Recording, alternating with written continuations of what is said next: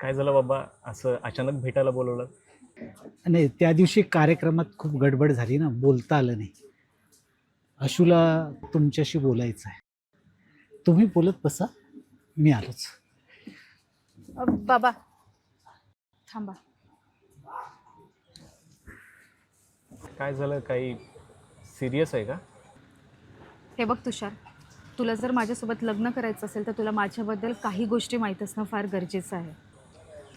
कोणत्या गोष्टी? गेल्या 4 वर्षापासून माझं एका मुलाबरोबर अफेअर होतं आणि फक्त हातात हात घालून फिरणं, खाणं पिणं नाही तर आम्ही एकमेकांबरोबर झोपलो सुद्धा आहे. एक वेळा नाही तर अनेक वेळा.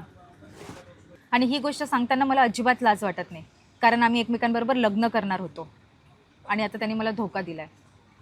तुला आज नाही तर उद्या ही गोष्ट कोणा ना कोणाकडून तरी कळणारच होती, म्हणून मी स्वतः तुला सांगणं मला जरा जास्त योग्य वाटलं. आणि आता मी शपथ घेतली आहे की जोपर्यंत मी त्याचा बदला घेत नाही, त्याची वाट लावत नाही, तोपर्यंत मी लग्न करणार नाही. तुला हे लग्न मोडायचं असेल किंवा तुला माझा राग आला असेल तर माझी काहीच हरकत नाही, पण मला जे वाटलं ते मी तुला प्रामाणिकपणे सांगितलं. आता निर्णय तुझा आहे, तुला जे योग्य वाटतं ते तू कर.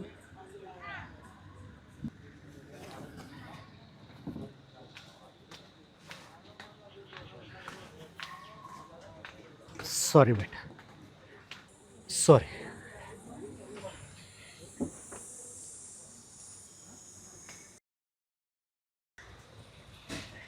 चला, शेवटी तुला करायचं होतं ते तू केलंसच.